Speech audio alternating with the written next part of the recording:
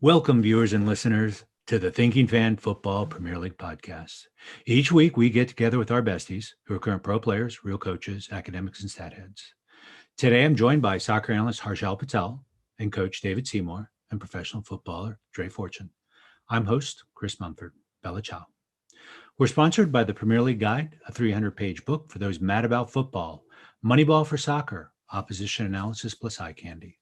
The current update is available at www.thinkingfanmedia.com and on Amazon.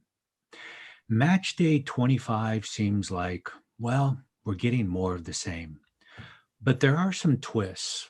So today we're going to do a deep dive on those twists and resulting open spots. Finally, we're going to have another gentleman's discussion about what changes we would make to VAR. So this week was pretty interesting in that we had a fairly thuggish sort of match between Wolves and Leeds United, and Wolves were able to squeeze a win out, though they were very defensive, but they played in the way you would expect Wolves to be.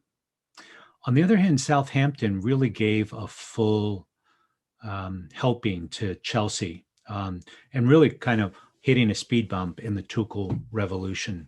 David, can you talk a little bit about that Southampton-Chelsea game? Yeah, I think for me, it was the first sort of like key moment where you saw the rustiness essentially of Chelsea taking up a new system. And the system that Tuchel is using is very similar to what Antonio Conte used, 3-4 years ago with Chelsea. But I think there's just been, they've done superbly well. So I'm not slating them by any means, but they weren't in a moment of transition for the Minamino goal. And one thing I noticed was that the back three was quite spread apart, and Reece James was unnecessarily high, and potentially he's been told to stay high, but it's very unlikely when the left wing back was pushed forward. So at that moment, generally speaking, in an orthodox way, when you play the back three, you should have the four sliding around when the wing back goes to press. And that didn't happen. And so what that led to was too much space between, I think it was Zuma and Azpilicueta. And Minamino was able to time his run. And he timed it superbly. It was a really nice goal. It was a superb pass as well. But there's an argument to be had that wouldn't have happened had Reece James been tucked around and the rest of the four had been slightly more congested and a little bit more of a stagger. They were quite flat as well. So that's what I noticed a little bit in terms of the new system that Tuchel's using. And but they showed some steel to come back into that game. I thought, if you look at the players that are performing for Tuchel, it's interesting to see that I think Mount didn't start the first Tuchel game, did he, Harshal? But I think he's proven to be such a consistent performer, and I know that he gets a lot of stick for being, I think, one of Southgate's favourites for England. But he just churns out consistent performances. Wouldn't you say, Harshal? Yeah, definitely. He didn't start Tuchel's first game. I think it was Havertz and Ziyech who started as the sort of two number 10s in that game. I don't know if he started every game since, but he has started the majority of games since, which is, again, basically what he used to do under Lampard as well, right? So, if there are multiple managers backing him and giving him chances, there's definitely something he's doing right. And it's not a case of favoritism or whatever that a lot of people throw at him. So you're right in that sense that Mount has again sort of stepped up to the plate under Tuchel. I thought it was interesting that obviously the Hudson-Odoi incident where he was brought on at halftime and then he gets taken off, and Tuchel's spoken about how he didn't like his intensity and his work off the ball. I think that's a really, I don't know if I can, whether to call it good or bad, but it's a statement from Tuchel there that, and the first sort of public admonishment of any player or sort of public statement to basically lay out the mark, lay down a marker to the Chelsea squad that there are certain standards that he accepts. And and he said that, all was forgiven and it'd be a new start for him the next day. And we just got the lineups for Chelsea Atletico, which is kicking off in a bit. And Hudson-Odoi is starting that game. So I'm hoping, he is known. Tuchel's known to have done that before, but I didn't have an issue with it. I know some people did. I didn't have an issue with it. So in the way he spoke about it suggests that he'd probably already said that to Hudson-Odoi, and so Callum Hudson-Odoi was hearing about this by watching the interview. But one thing that was interesting, and I hadn't really heard a coach say this before, was that he spoke about Hudson-Odoi's issue that he's had 2 substitute appearances where he's come on and not impacted the game. And I think he was impatient because I think he referenced the previous time that happened, and that had I think he was at sort of the end of his patience, and he wanted to send a message a bit. Dre, have you seen anything like that as a player, like in terms of coaches talking maybe about the differences between how a player starts and how a player comes on as a sub? Because that was the first time I've seen a manager talk about it on TV. Yeah, I think every player is different, obviously, and some players tend to do better starting the game off versus coming off the bench and vice versa, which I think is why you have roles like super subs and whatnot. Some players are just really good coming off the bench and finding the pace of the game and getting themselves involved. So yeah, it's definitely something that makes sense coming from Tuchel. And I mean, if he's not coming off the bench and providing what the coach wants and not getting into the game as quickly as he wants him to, because at the end of the day, when you're coming off the bench, most of the time it's 20, 30 minutes to impact the game. That's what you're there for. So if he's not providing that, then obviously the coach is going to look to someone else. I mean, it's an unfortunate circumstance, and it's because I don't think we're so used to when a player comes on the field, he's on the field for the rest of the game. But yeah, I mean, nobody's safe to say. I mean, it's 11 players on the field, and if you're not doing what the coach wants, that's such a good point. We should almost normalize the fact that substitutes can be substituted, because you're right. It shouldn't be like you come on and then that's it. It's a fair point, particularly when you get brought on, early. It's not like it was a late substitution. He was brought off 10 minutes later. He had 25 minutes on the pitch? Something like that. Yeah, he came on at halftime and went off with like 20 minutes. Yeah. I don't know. I have a little different take, guys. I just think with younger players, you have to be a little more gentle with them. And, I know Chelsea needs to win now, and confidence with young players, and part of the reason why he's not playing well is likely because his confidence isn't there. So what's the one thing you don't want to do is yank a youngster off and make a fragile situation even more fragile. But hey, I'm not in the locker room. Go ahead, Dre. Yeah, I agree to an extent, Chris, but I think also what you have to factor in is, I mean, they've probably we have no idea how many conversations they had behind the scenes and whatnot. And those play a big role. So obviously it's embarrassing. It's not something that anyone wants to go through. But at the end of the day, Tuchel's an experienced manager, and I'm sure he's got the ability to properly manage that situation so it doesn't come out too negative in Hudson-Odoi's head. That's a good point. I vividly remembered a time that I got benched where they explained to me why I got benched, and I was hitting a slump, and you'd be darn sure as soon as I got back on the pitch, I realized that wasn't a right, but a privilege. It did impact me, and I was fairly. Well, I remember that. I think Declan Rice a couple of years ago when West Ham had Manuel Pellegrini as manager, and Declan Rice was just coming through. I think he got substituted at half time. Like, it might have been the first game of the season against Liverpool, and a game that I'm pretty sure we got thrashed. That's normally the case when we play Liverpool, but he's doing all right now. So I feel like it can be a harsh lesson for players, and sometimes they need that. And I think that I think you're starting to see coaches manage younger players more. I know, like, in terms of their expectations. I saw when Spurs, a bit off topic, but when Spurs had Alfie Devine, I'm not sure how you say his last name, who scored against Marine. I think he dropped him straight back down to the under-18s the week after because he didn't want him to suddenly think, all right, I'm in the first team now, that's it. Interesting. All right.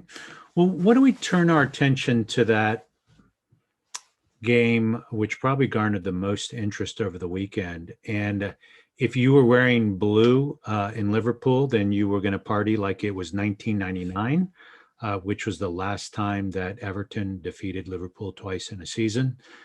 Harshal, help us unpack what happened tactically in that game.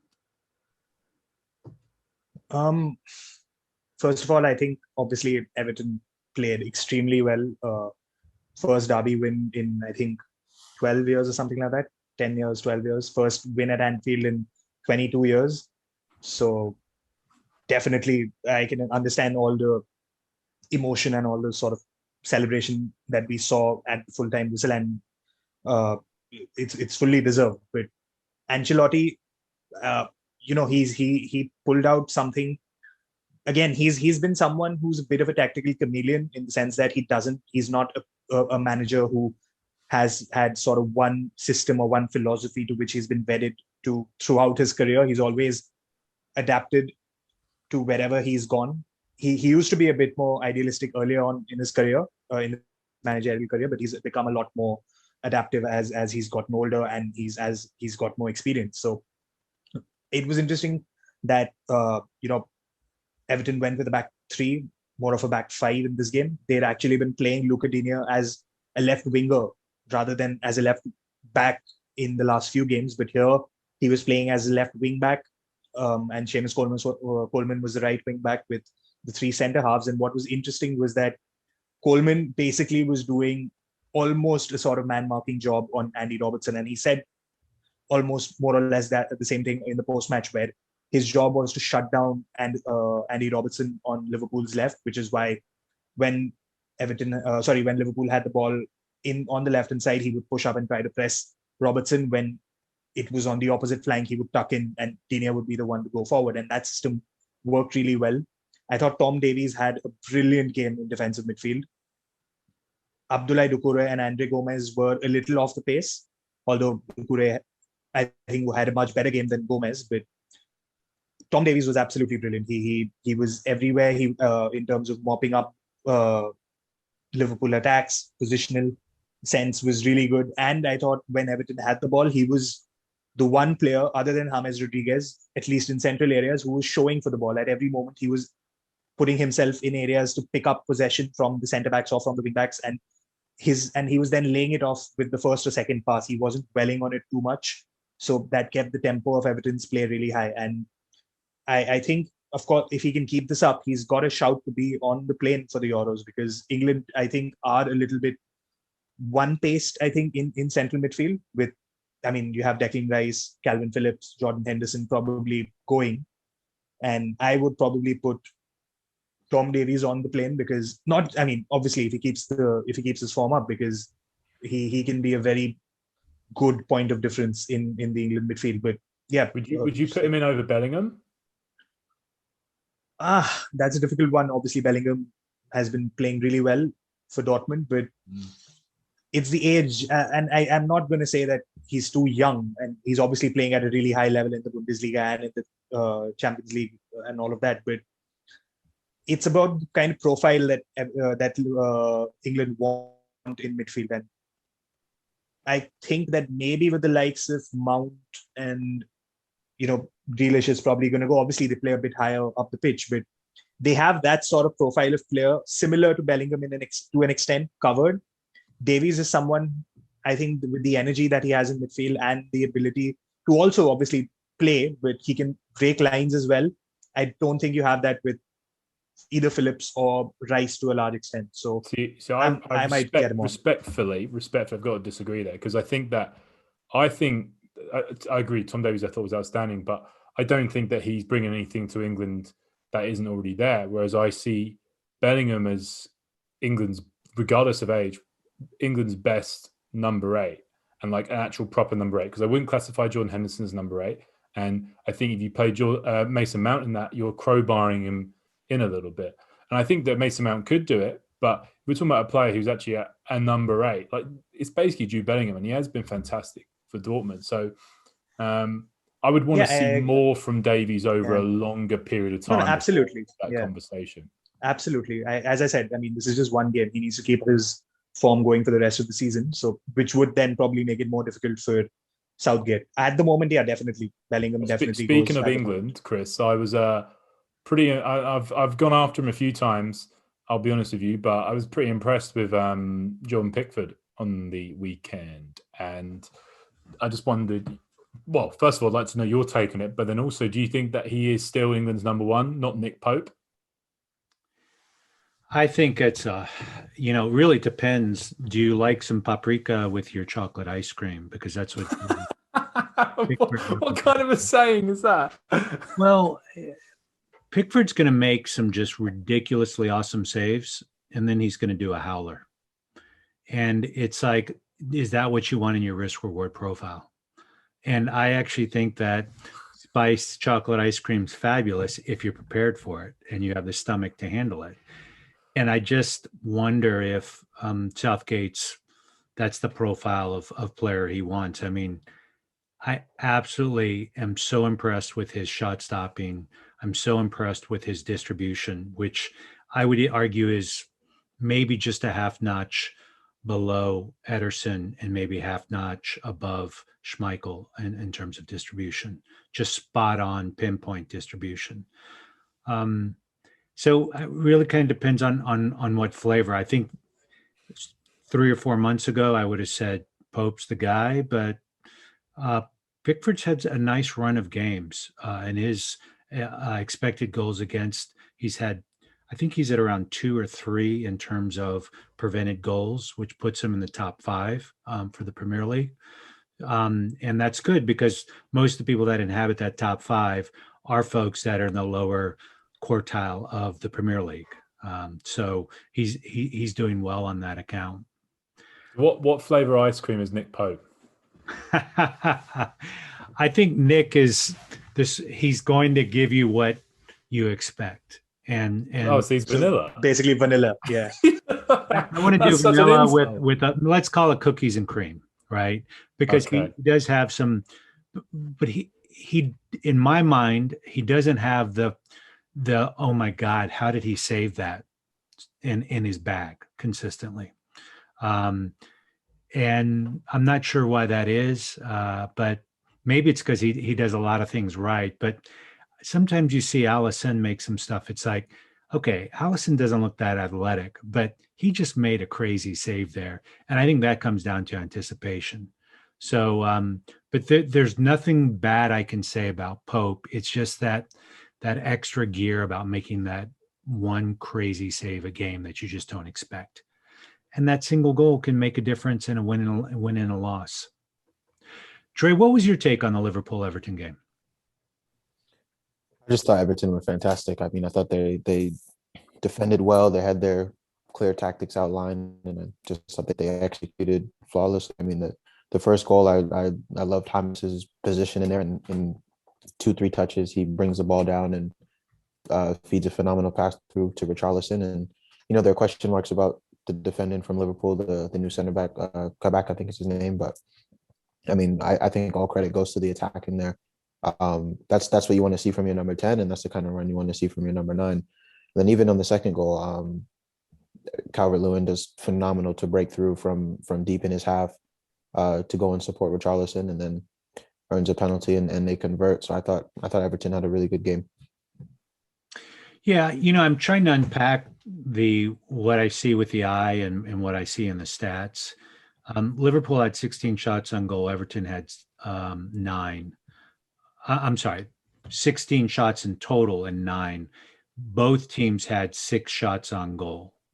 And Everton had a 1.73 expected goals versus Liverpool's 1.32.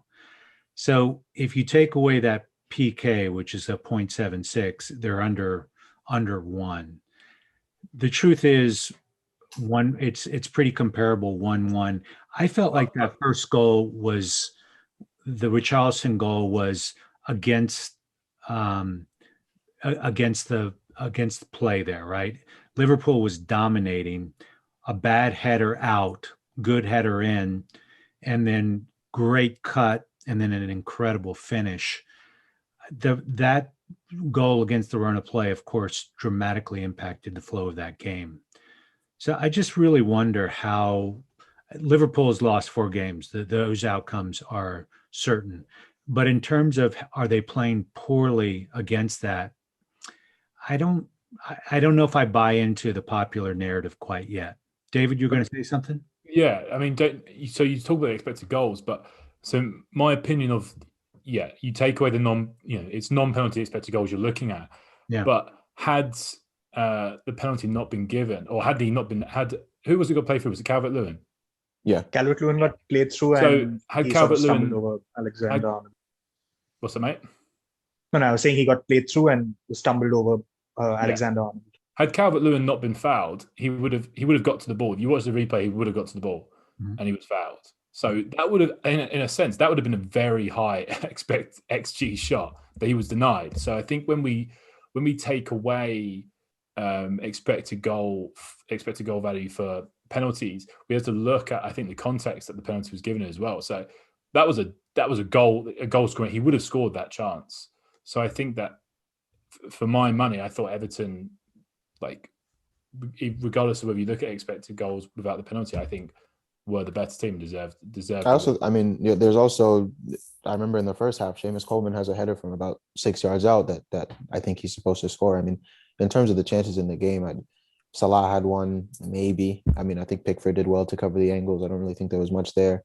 Wijnaldum has a shot, Pickford tips over. I don't really think there were many clear-cut opportunities for Liverpool that should have really shifted. I thought Everton had the good chances.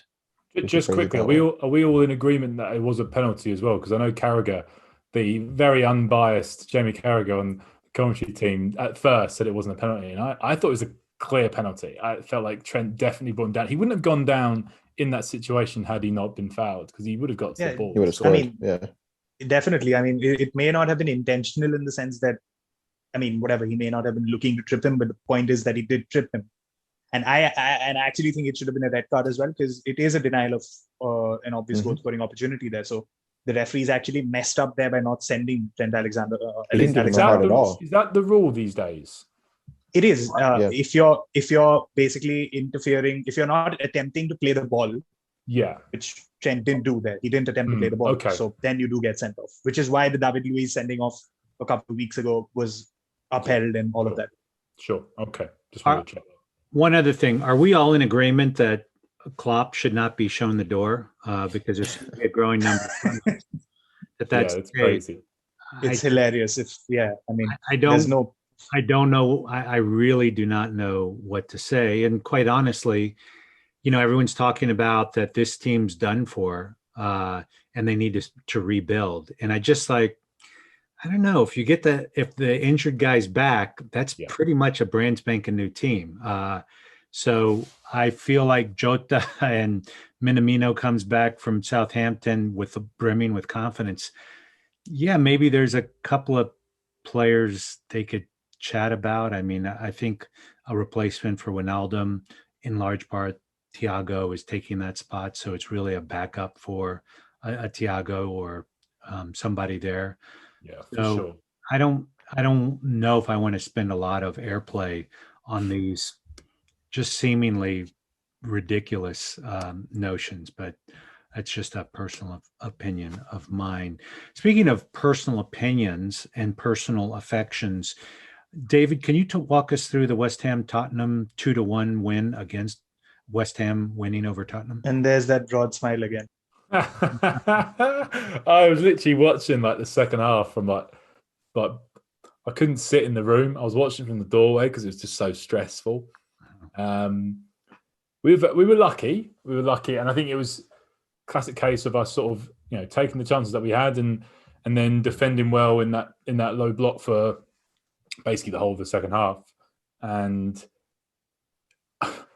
I have my doubts a little bit over Fabianski next season, just because I've started to see individual errors come into his game a little bit more this year.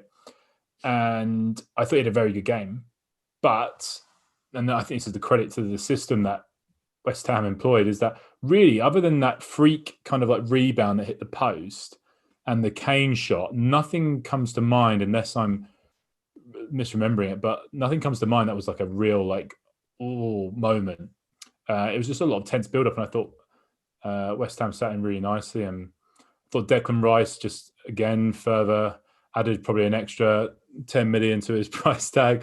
Every game he plays, he seems to get better and better, and he ran the show for us there. So yeah, thrilled to bits, but fully expecting to get thumped by City on Saturday. Is it Saturday? The weekend, whatever it is. And there's something continued to be said about the Big Six not having a hammerlock on all the talent. West Ham's January pickup continues to contribute. Any additional thoughts on that? Well, I think Harshal's I mean, Matt, honestly, if you'd asked, I was pleased that we picked him up, and I thought that, I think I've said before in this podcast that I was pleased that the board clearly looked at what Moyes wanted and brought in someone that he trusted. But I did not expect Jesse Lingard to be this good. I mean, are you surprised, Harshal, as a Man United fan? A little bit, but I mean, I'll tell you what. I'm not surprised in the sense that he's doing this, because he is a very good player. I mean, we don't play for England. I think he has over 10, 12 odd caps probably. He was in the England World Cup squad and all of that, right? So he's not a bad player. It's just that, and I said again, as I said this a couple of weeks ago on the podcast, that just Bruno Fernandes' arrival made it really difficult for him to get into the side, because Fernandes has rarely been dropped. I mean, forget Lingard. Donny van de Beek has found it difficult to get into the side, and he's brought in over the summer from Ajax, huge fanfare and all of that. So it's not really Lingard's fault in that sense that he didn't get a look into the United squad. And it's just that I think he's spoken about it in a couple of post-match interviews as well, that he's just been wanting to go out and play football again, and he's getting the chance to do that at West Ham. And it is a bit of a selfish notion that he obviously wants to show how good he is, but it's benefiting West Ham. So, I mean, I don't think there's any reason for them to complain. And he looks like he's settled into the group really well. Yeah. You can see that with the celebrations, with the stuff on social media and all of that he's formed a bond with the guys out there really quick. And he is that sort of player. He is that sort of person. I think he is someone who is very jovial off the pitch as well, and he sort of brings the team together. So that's been a good addition to the side to West Ham. I'm not surprised. I saw a rumor that Leicester are potentially interested in him in the summer, so we might struggle to hold on to him. But Dre, have you ever been in a changing room, without naming names, where players, I guess the phrase is ulterior motive, have essentially like playing for themselves because they know they need, I don't know, it's probably a little bit different circumstance, but obviously Lingard's he needs to play well to get into the England team. And so that's really what he's playing for. He's not joined West Ham to contribute to West Ham getting into a top 4 position, has he? If West Ham finish 8th, but he has a really good second half of the season, he'll be thrilled to bits, won't he? So have you had players like in your changing room before that have had like a sort of similar situation? And if so, like how have you have they fitted with the squad? How have you felt about it? 100%. Especially, I mean, in our league, everyone's looking to continue to progress and to move forward. And obviously, with the way that football's going now, stats matter so much in terms of how are you contributing, whether it's goals and assists or interceptions, clearances, whatever the case may be. It's difficult. You find it very difficult because obviously not everyone, but most people are geared towards team success, and that kind of boosts you individually because your team was successful. Now your team is looked at in higher regard, and then they start looking at the details of it. And so trying to get everybody on that same page so that their individual talents can show through has proven to be pretty difficult. It doesn't lead to as much success as you should have or you want to have. So it's definitely tough, but I think in his situation everybody understands it. But if you can manage it in the way that he seems to be doing it so far, where it's contributing to the team's success and it's within the realms of what your coach wants and your teammates can appreciate it, then all is well. But once you start deviating off the path, and I mean, if he's clearly trying to score goals where he's got a teammate wide open right next to him, and that kind of thing, then I think is when it becomes a true issue. Well, good. Well, let's turn our attention. Aston Villa was defeated by Leicester City 2-1. Leicester keeps rolling. Good story there. Man City took care of Arsenal 1-0. And of course, I was getting my popcorn and dip already. thinking that in the first 90 seconds, I still had plenty of time. But lo and behold, Sterling scores a header at 5'7.5" on a, if he's wearing his tall boots. And the game, for the most part, was over, unfortunately, though I did watch and it was beautiful. But tell us, Harshal, what did you see interesting from a tactical perspective in the game? I think, I mean, you're one of the few people who've called that game beautiful, because I'm not. I'm not going to say it was beautiful. There were some interesting things, but most of the reaction on social media and elsewhere was that, I mean, as you said, the game was pretty much over after the goal, and probably after the first 10 or 15 minutes. And I will get into some of the tactical stuff later, but that's what I found interesting, that Arsenal didn't push for an equalizer or to try to get something from the game. It almost felt as if both teams settled for a 1-0, for a 1-0 scoreline, and they were both happy for it to end that way. And that worked out really well for City, I'd say, because obviously they do get the 3 points, but they didn't really have to put in a lot of effort, a lot of energy into the game, which will help with the rest of the season. And Pep didn't really need to make too many changes. Just look at the bench. Aguero didn't need to come on. Zinchenko was on the bench. Rodri didn't have to come on. With Fernandinho started the game and finished the game. Rodri didn't need to come on. Ferran Torres was on the bench, didn't need to get any minutes. So a lot of the players managed to get, I wouldn't say a free weekend, but they basically didn't need to come onto the pitch, and that gives them a lot more energy and a lot more, I'd say, a better base for the midweek game against Borussia Mönchengladbach in the Champions League, which it will definitely be a much higher intensity game. Marco Rose is one of the most sort of intense pressers in Europe. So that way, yeah, it worked out really well for City, and I was a bit surprised at that. Yeah, I think where I found beauty is that Arsenal's gotten pretty good at the high press. And what I saw, particularly in the first 15 or 20 minutes, Man City, their players kind of moved into the open spaces where there were always 3 or 4 passing options. And to me, that's like, okay, you can think one player does that lucky some of the time, or maybe they're really switched on, but there were literally 3 or 4 passing options, even though Arsenal was doing its level best to try to stop in the high press. And then after a while, it's like, all right, we're throwing in the towel. We're going with a back 6, park the bus, right? And Shaka and, how do you pronounce his name right? El Neni. Elneny. Mohamed El Neni. They're just sitting in the middle there and just letting Man City just have a field day on where they wanted to pass it. So I found it aesthetically very interesting how Man City, even though they've got the high press, even though they've got the parked bus, they're bossing Arsenal completely, right? It looked like almost like training cones is what I was telling my son Eli, his favorite team, incidentally. Speaking of favorite teams, what was your take on it, Dre? I know you're a big Arsenal fan.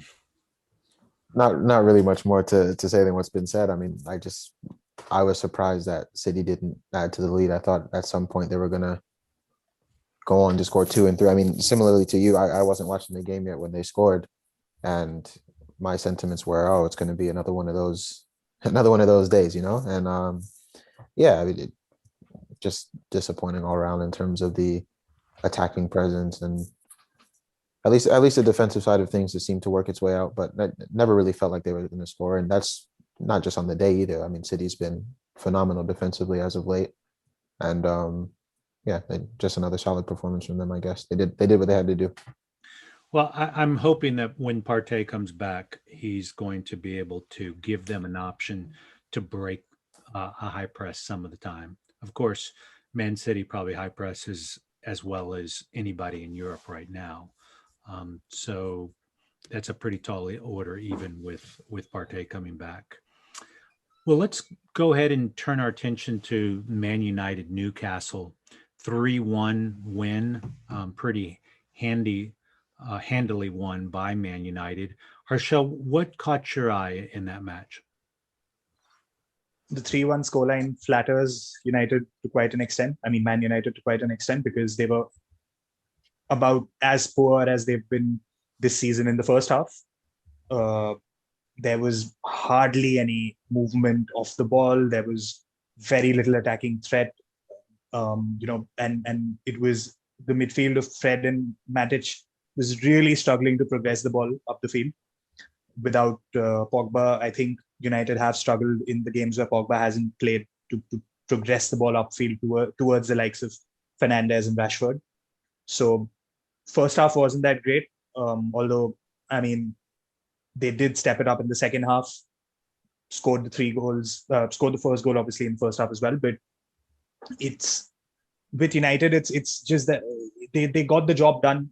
They've got the 3 points, which was needed because Leicester had won, and they were, I mean, the win put them level with Leicester again. They still were 10 points behind City. So there's no way City are going to lose this margin, and it's basically a battle for second now. So for United, I think it needs to be a case of them coming second comfortably. I would call that progress. I don't want it to be a case of, again, fighting for a top 4 spot. It needs to be a case of, okay, United finished second comfortably, and then whoever came third was maybe 5, 6, 7 points behind them. So that is progress, and then they go on from there. But in terms of this match specifically, actually, Chris, I wanted to have your opinion on De Gea, because the goal that United conceded was again from a set piece. Not the initial sort of delivery, but when the ball comes back, it's on the top of the 6-yard box. De Gea doesn't come out to claim it. Maguire tries to clear it. Sort of, it's a difficult clearance he tries to do, and the ball falls to Saint-Maximin, who's unmarked in the box, and he can score. Multiple errors happened there, but I felt that it could have been nipped in the bud if De Gea had shown more decisiveness and come out and claimed it. And the previous game which United played, which was in the Europa League against Real Sociedad, Henderson was a lot more proactive in coming out, claiming deliveries and claiming crosses, and just a lot more in command of his penalty area. And that's one of the biggest differences between these two keepers. So, I mean, I feel that given how vulnerable United have looked at set pieces and at defending crosses, that Henderson needs to start for United now, because he can help sort of mitigate some of those issues, whereas De Gea usually stays rooted to his line. What's your opinion on this sort of difference? Well, so it's physics and inertia. And before you guys go, oh, there he goes again, let me just hit you with a couple of numbers. De Gea on a good day weighs 181 pounds, assuming he doesn't have too much pasta before the match. He's 6'4", right? Harry Maguire's 6'4" and 220 pounds. So if they go up for a ball, more times than not, Maguire's going to completely outmuscle De Gea. Now, my sense is this, though. The rules for goalkeepers in terms of protecting goalkeepers in high balls has gotten to a point where if a striker breathes the wrong way near a goalkeeper, they're going to call a foul. And if you do the math of arms raised in the air, even flat, a keeper is going to do just fine, even though besides Dre, who has a 45-inch vertical for those MLS teams chatting with him, everybody else doesn't have that big of a vertical leap. So I guess my point is that De Gea has been very deliberate about that style where he's big, but he's not very commanding for high balls. Let's look at Meslier, who's 6'6" and 163 pounds. If you notice, he comes out a lot. And in the beginning, he was trying to catch balls and he was getting knocked off of it. Now he's just started punching a lot more, right? And just clears it out.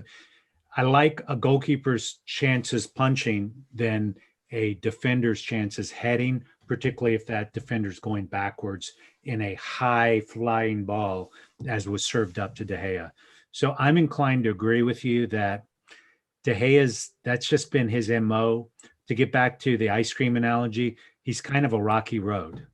And if you don't like if you don't like marshmallows, then you're not going to like his high ball game. And if I were on the opposing team, I'd scout for trying to get your guys to put the ball in between the 4 and the 6. So if Maguire is missed, at least you have a good shot because De Gea is not going to come out and take those balls. As far as whether Henderson deserves a slot, De Gea has had opportunities to make that super special save, and I don't think he's been able to do that. So, you look at the number of goals that they've given up, 32, which is fairly high, particularly until you get down until about 6th or 7th place, where Liverpool's got 34 and Everton's got 33.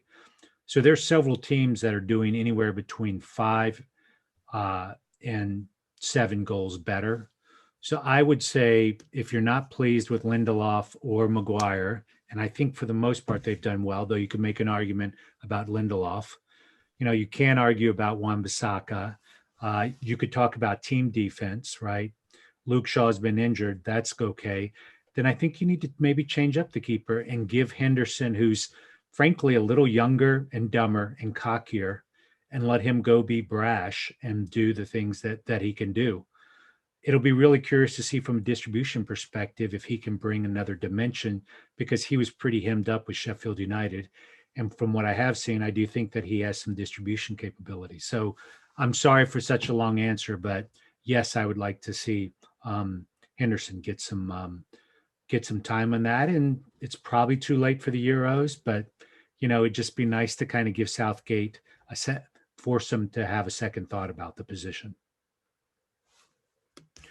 So let's go ahead and turn our attention to something. Last week we talked about the notion of Super League versus staying with the caste system that exists now. Clearly, I'll know what my view is on that in terms of the Premier League. What, David, would you think VAR has been under a lot? It's the dust came up, the dust has settled a little bit. If you could have an audience with the rule makers right now, what's the one thing that you would change about VAR?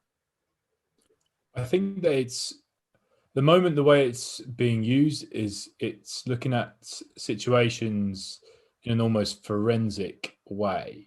That's the term that's been sort of chucked around quite a lot. And it's true.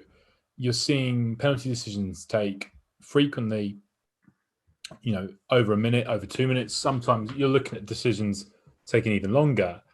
And if it's not clear and obvious, then the decision needs to be just voided or whatever, and we move on, we play.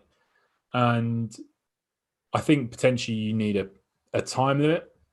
I do also have concerns on top of the time limit over whether we should be looking at too many slow motion replays as well. I think the Thomas Souček red card was a perfect example of that, where in normal speed it was just him trying to move his arm away from the marker, and in the replay it looked far worse. And it was overturned rightly, but that was looked at for a long time and they made the wrong decision. What's the time limit? Give me a number. I think 30 seconds is a good time. I think 30 seconds is enough time. Or I tell you what, if I don't mind just bringing the ref over to the side, but they need to go, ref, you need to have a look at this really quickly, and you've got 30 seconds. Over he goes as a look. Nope, he's made a decision. On we go. We play on, or I've got to give a penalty or whatever it is. How would you feel about things like offsides?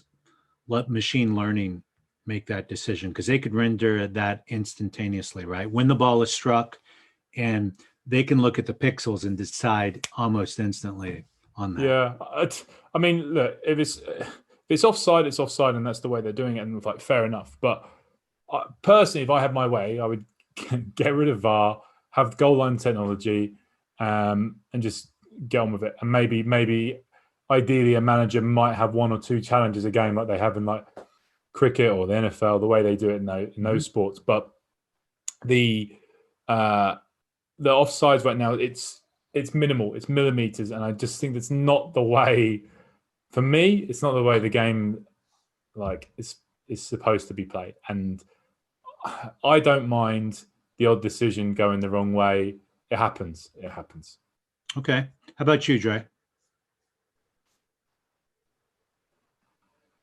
I agree. I agree with that last point specifically. I mean, I haven't known football to be so nitpicky and technical, particularly like something like offsides. I think if the referee goes over and just uses his what he sees as opposed to drawing all the lines across the field and whatnot. I mean, one of the things, obviously, it's frustrating at times, but human error is just a part of football, and I think that adds to the passion and what goes on over the course of 90 minutes. And I've always appreciated that.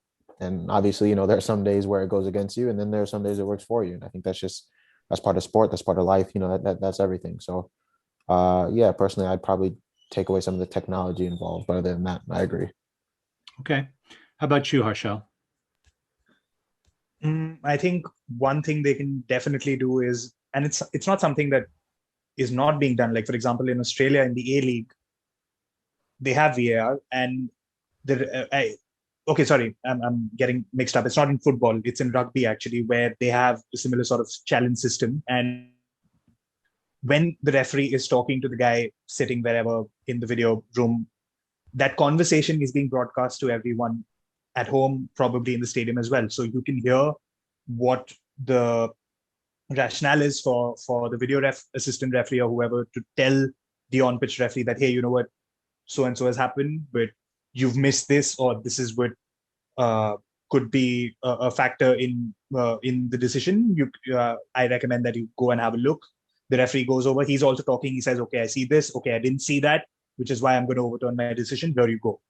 So some sort of dialogue there being made public for everyone to hear, so that we know what the process is, I think will make a big difference to the way VR is being.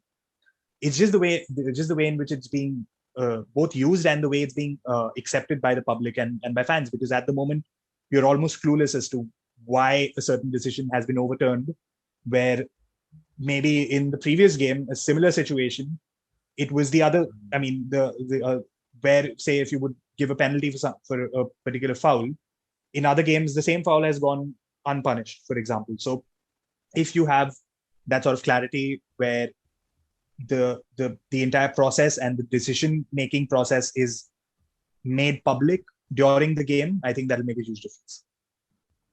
Okay. I think I just real quick on that. I think that's a fair point as well, because even in the Man U game, when Rashford was fouled for the penalty, I don't think they reviewed that, which I thought was quite interesting. I just assumed they would have, based on, I guess, precedent, like you're saying now. So I think it would definitely be helpful to have some sort of dialogue to kind of clear that up. But I don't know. Like, there was which game was it? I'm trying to remember. It was two I think, like, lower teams. I'm blanking on it right now, but there was a handball. Someone was about to be through on goal. There was a handball. The referee missed it somehow, and then VAR pulled it back like 2 minutes later and gave a red card for denial of a goal scoring opportunity. And I think that was the perfect use of it and what it should be used for. Basically, is what I was getting at. I think it was Burnley and somebody else, whoever they played over this past weekend. Do you think that, like, in terms of, let's say, cheating, it's actually stopping people from cheating? Because I feel like going back to sort of looking at slow motion replays and like looking at every sort of close decision in such detail, that you see players know if they go down in the box and there is a touch, it's going to be a penalty. Like, even if it's so obvious that the touch isn't going to make someone fall over. And I just think that referees need to just start seeing through that, because it's ridiculous. I think that there is as much cheating going on as there was beforehand. I don't think it's done anything to stop, like, diving or anything like that. No, I don't think it has, especially because when they go over there, I mean, if you look at anything in slow motion, it's going to look worse than it looked normal time. For me, it was supposed to be used for something that just was not seen, but it seems to have developed into, okay, well, it looked like he kicked him. I think he might have. Let me go double check. And then when you watch it in slow motion, if you're looking for him to have kicked him, then you're probably going to see that. So I don't know. I agree. I don't think it's reduced that at all. But what are you going to do? I think as well, I think that the refereeing in the Premier League this season has been really poor. But in fairness, this whole process must have just completely, like, wiped out any confidence they have in their decision-making ability. Yeah, I'd be interested to see how many times referees have seen something and elected not to blow their whistle, knowing that a VAR review would come afterwards. Well, good. Well, let's do some quick takes on the upcoming weekend's matches. Of course, we've got some Champions League coming, but David, just give us a quick soundbite on the Man City West Ham game. It's one of the first matches on Saturday. Yeah, it's could be a long day. I don't think West Ham are going to be able to hold out like they did against Spurs. As a West Ham fan, I'm hoping Mönchengladbach give City a really difficult midweek Champions League game. But I mean, it's at City as well, isn't it? It's not at West Ham, so I would expect it to be a pretty comfortable home win for City. And I think if you look at West Ham's record against, I mean, let's ignore Spurs. Let's talk about sort of United and Liverpool, who they've played in the last couple of months. And in those games, I think the class shone through. So even though I hate to say it, I think I'm going to go 3-0 City. Does anybody have any significantly different opinions on that? I want score lines as well, please, guys. After we unfortunately off air, not. I just absolutely blitzed the PSG Barca game, and Ray laughed at me. Harshal definitely raised his eyebrows. I think no, but I went for PSG. I went for PSG. I didn't even know what you guys were talking about. I mean, do we have this recorded? Chris, do you remember this? I think we lost it. It got cut in the cutting room floor. Yeah. So I did. Yeah, David got the scoreline right though. Yeah. All right, we'll give David when credit's due, though. I think Dre and I's recollections may be a little off.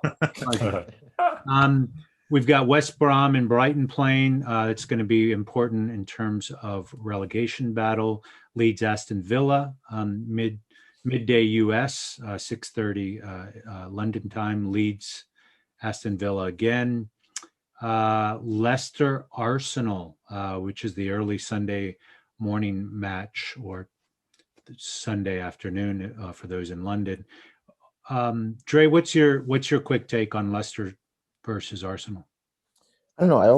I always seem to sense a draw from this fixture. I'm really not sure why. But I think based on Leicester's current form, they probably win the game. What does Arsenal have to do to win that game? Play better. I like how scientific you are as a player on that. So, yeah, I mean, I think one of the things that I've struggled with, and it's gotten better, is just getting numbers forward and then around the box, just to capitalize on the opportunities they have. But yeah, I think just going forward, creating more opportunities and then more clear-cut opportunities and taking advantage of those. Scoreline? Probably, I'll say 2-0 Leicester. I'm going to go 1-1. I think probably 2-1 to Leicester. Oh. Yeah, I don't know. Same scorelines. I'll go 1-0 Leicester. Okay. All right. Harshal, give us your take on Chelsea Man United. What's going to happen there? Be an interesting one. Could potentially be one that sort of plays into United's hands in the sense that under Tuchel, Chelsea have monopolized possession in all the games they've played so far. And United, obviously, although they've gotten better at playing with the ball, they are much better at counter-attacking. So this could actually be one where, again, depends on certain players playing well, obviously, for United more than Chelsea, because it's just the way that the two teams are at the moment. But I feel that this could play into United's hand, and United might be able to sneak a win. But Chelsea haven't really conceded too many goals under Tuchel, so it will be difficult. In terms of the scoreline, it'll probably be a 1-0 game. I don't know which way. As a United fan, I'm going to say United, but it might just be a 1-0 game too. David, scoreline, please. I'll be really boring and say 0-0. Trey? 2-0 Chelsea. Sorry, I'm going to go 1-1. I mean, the way I look at this weekend, I'm going to watch Man City because they're exciting to watch. I'm going to watch them, pull apart West Ham. I'm going to watch Leeds play against whatever team, because Leeds always has an exciting game. And if Aston Villa doesn't have Jack Grealish, who could be out for a month, then they could really drive it in. And then I'm worried that Leicester Arsenal is going to be a dull draw, and so is Chelsea Man United. I hope those Sunday fixtures are more interesting. But for now, guys, we should probably leave it here. We are sponsored by the Premier League Guide, Moneyball for Football, Opposition Analysis plus Eye Candy. The current update is available at www.thinkingfanmedia and on Amazon. Please subscribe to Thinking Fan FC on YouTube and your favorite podcast platform. For now, bella ciao, ciao ciao.